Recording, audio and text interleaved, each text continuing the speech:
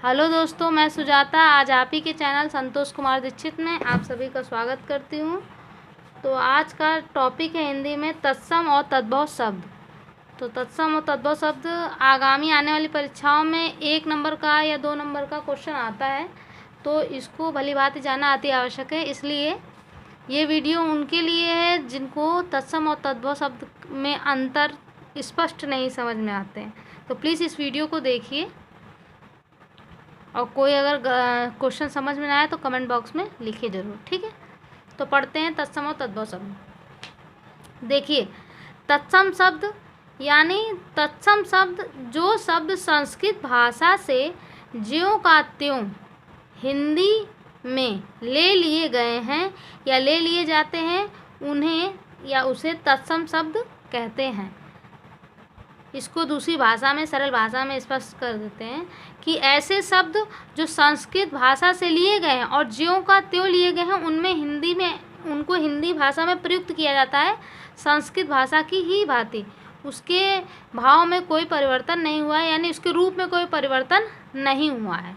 इसलिए जो शब्द संस्कृत भाषा से ज्यों का त्यों हिंदी में या हिंदी भाषा में लिए गए हैं उसे तत्सम शब्द कहते हैं। या इसे एक सिंपल लाइन में ये याद कर लीजिए कि जो शब्द सीधे संस्कृत भाषा से हिंदी भाषा में आए हैं और उनके रूप में कोई परिवर्तन नहीं हुआ है, वो पहले की ही भांति हैं, वो क्या कहलाएंगे? आपके तत्सम शब्द कहलाएंगे, ठीक है।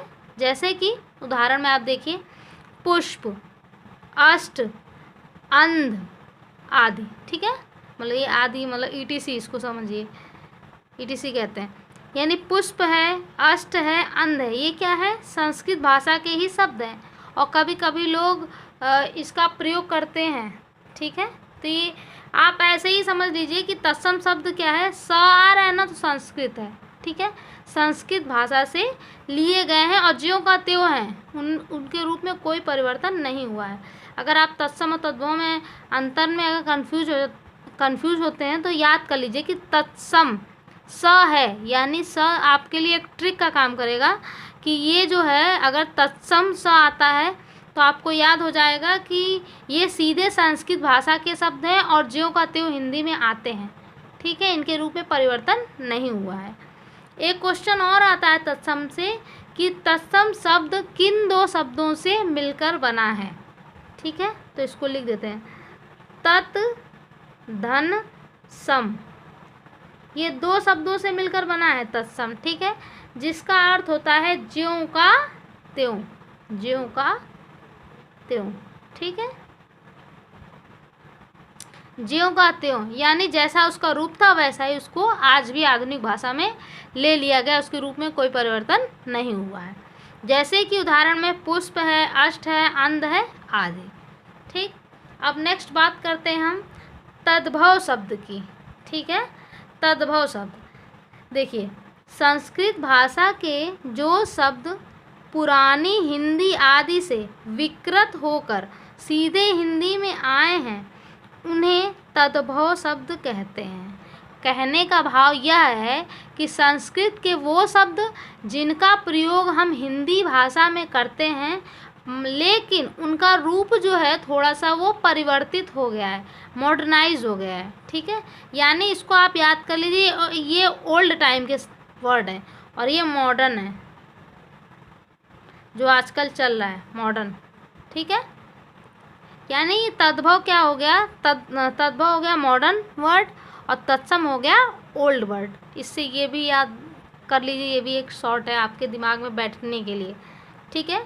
यानी तद्भव जो है मॉडर्नाइज वर्ड है, संस्कृत भाषा के जो शब्द पुरानी हिंदी भाषा से लिए गए हैं उनके रूप में परिवर्तन करके उसको सीधे हिंदी में लाया गया है, उन्हें हम क्या कह सकते हैं? तद्भव शब्द कहते हैं। जैसे देखिए, फूल, पहले हम पुराने ज़माने में फूल को क्या कहते हैं? पुष्प कहते थे। आठ है, ये मॉडर्न शब्द है, पहले क्या बोलते थे? अष्ट बोलते थे, ठीक है। अंध पहले बोलते थे, अब क्या बोलते हैं? अंधा बोलते हैं, ठीक है। इस प्रकार आपको ये स्पष्ट हो गया तद्भव और तत्सम शब्द में अंतर, ठीक है।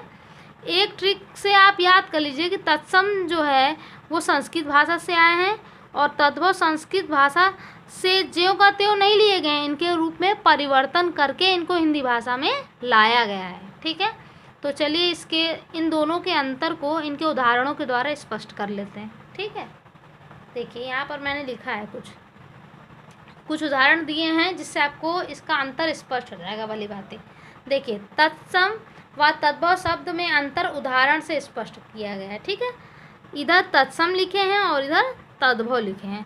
तो आपको याद होना चाहिए कि तत्सम यानी संस्कृत यानी ओल्ड शब्द, पुराने शब्द, और तद्भव यानी मॉडर्न। ठीक है, मॉडर्न शब्द। अब जैसे यहाँ पर देख लीजिए आप, अक्षर, ठीक है, अक्षर इसको बोलते हैं अक्षर, बोलते हैं अक्षर, तद्भव मॉडर्नाइज है। अंध, पुराना, जैसे अभी उदाहरण दिया था, अंधा होता है। ठीक है, अंधकार, ये क्या है, अंधेरा।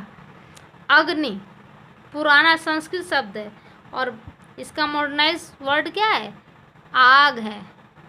अन्न जो है वो पुराना शब्द है, ओल्ड, और अनाज इसका मॉडर्नाइज है।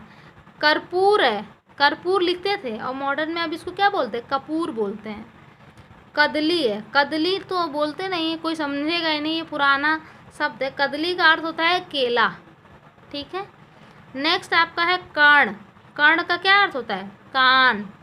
ठीक, कपाट, कपाट का अर्थ होता है किवाड़। ठीक है, दरवाजे का जो किवाड़ होता है उसको। ठीक है, ग्रह, ग्रह का घर। घोटक पुराना शब्द है और घोड़ा। तो आप समझ गए कि देखिए इधर जितने भी आपके हैं ये पुराने हिंदी फिल्में देख लीजिए, बहुत पुराने से पुराने। ठीक है, बहुत पुराने, एकदम ओल्ड। तो उसमें क्या है, ऐसे ही वर्ड ज़्यादा यूज़ किए जाते हैं, और आज के जो फिल्में हैं उनमें ये यूज़ किए जाते हैं। अब आज आप जाकर बोले किसी से मुझे कदली चाहिए तो लोग समझ ही नहीं पाएंगे कदली क्या होता है।